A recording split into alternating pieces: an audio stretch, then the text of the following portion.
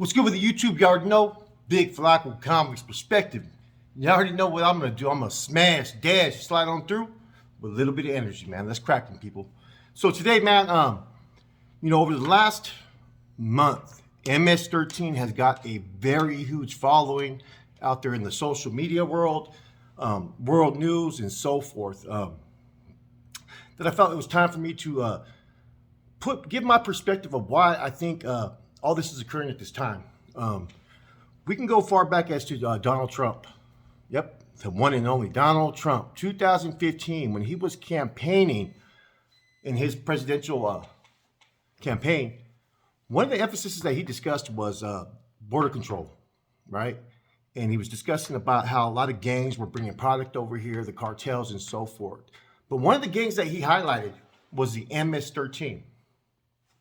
Now, before previously, you didn't really hear too much about the MS-13 as far as in the world news.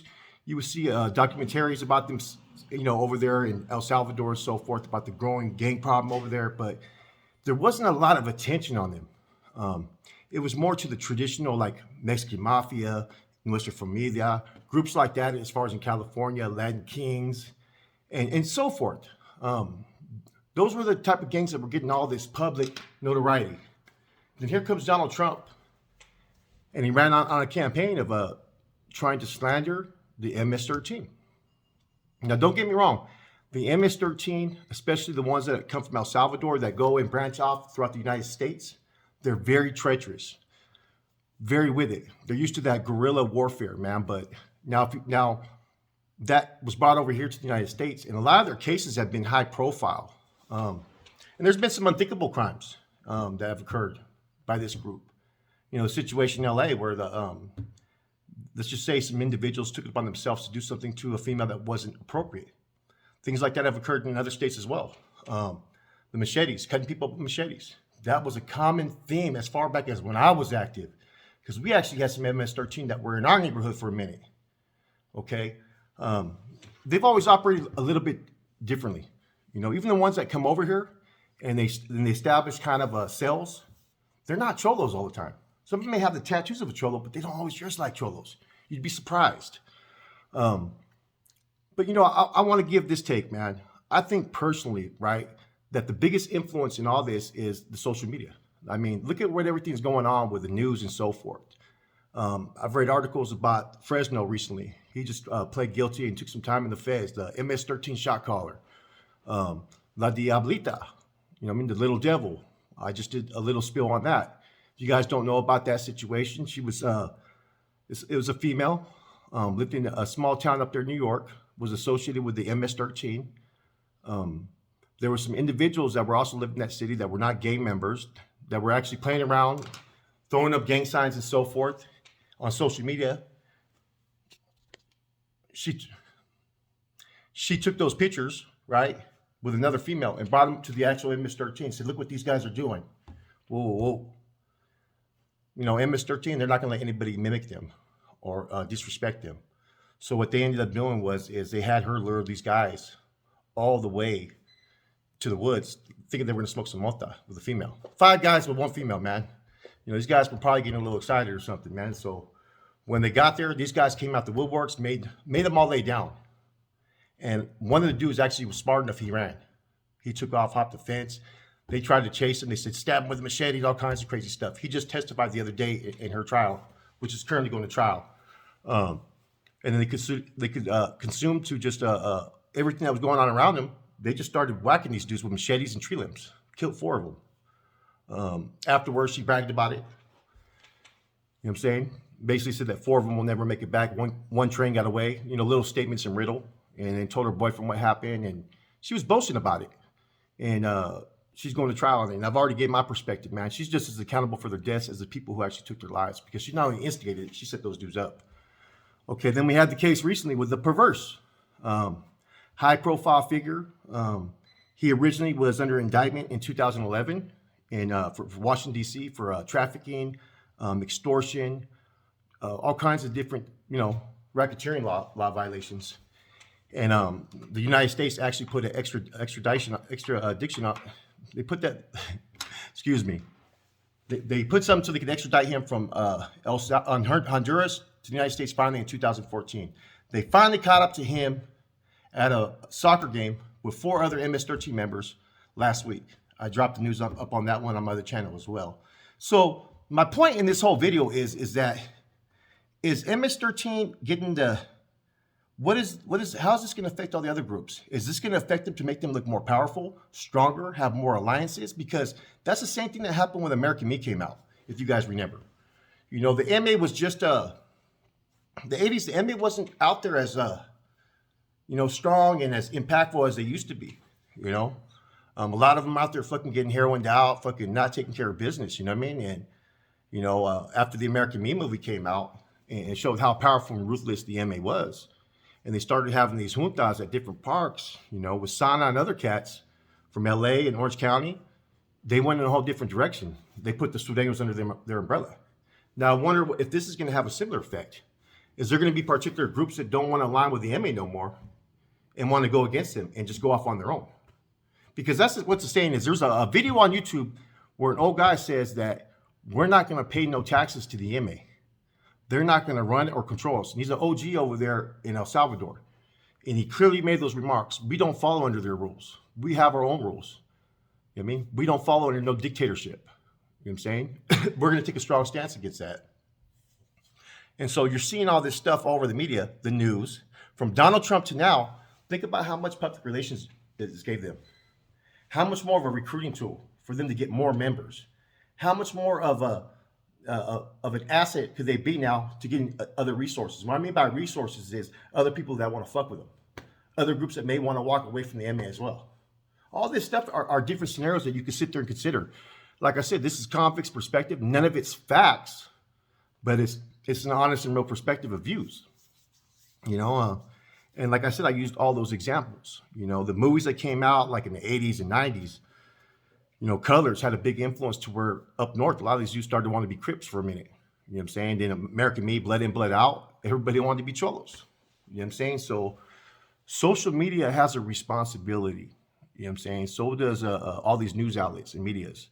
Because what they say and what they put out there, they never know what ears it's going to reach. And then people start to think, you know what I'm saying, by what they hear and see. And the way that everything is looking, it looks like MS-13 is some supreme powerful group. When about 5 years ago, you really didn't hear too much about them. Not that they weren't a weak group or anything like that, because I think they're one of the biggest street gangs, and now probably one of the biggest international gangs, because they got members everywhere. So it's going to be kind of interesting, man. I want to see what also occurs with all these new indictments that have happened with them. Fresno, the Perverse, and when they get to the feds. And I'm kind of going to be interested to see what yards they put them out there on. Someone had asked, do you see them aligning with the NF as far as being on the same yards? I don't know, because I don't know if there's been any bloodshed anywhere between these groups. You get what I'm saying? But a lot of times, if there's been no bloodshed and they walk in peace and want to do their own thing, as long as they don't disrupt or intervene what the NF has coming, that could always be a possibility.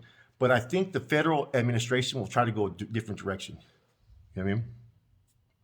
Maybe they'll put them out there with a Texas car, or they may even put them on a yard to where it's a lot more softer individuals. Because that's the way the feds work. The feds, Norteños and Sureños will not walk the same yard. And that occurred because they started getting off. They started butchering each other up. A lot of that started with Skip, and then Happy. And they send a whole bunch. See, the problem with that, this is what people don't realize, is the feds never had NF down as no prison organization because they never ever had any really members in there. They even thought Tarzan was just some dropout. He was in Terre Haute for a minute just doing his thing. They never really encountered anybody. Mad Dog hit the system. Then what's his name? Chopo, Charlie Brown. There was a few individuals, but nothing to where, there was prisons that had been established.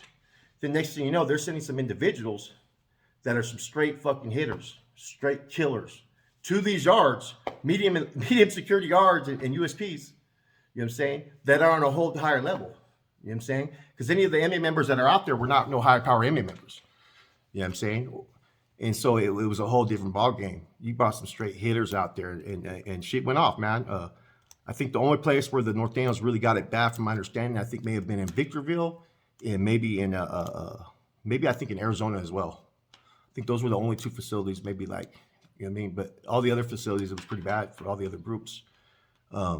Personally, from my knowledge, this is just what I've heard, perspective, but I've heard it from numerous sources that were there. But they separated them. And so that's what's probably going to happen with MS-13 now. You know, but like I said, man, Donald Trump gave them basically put them on a pedestal here when it came to criminal gangs. And now everybody's running with it.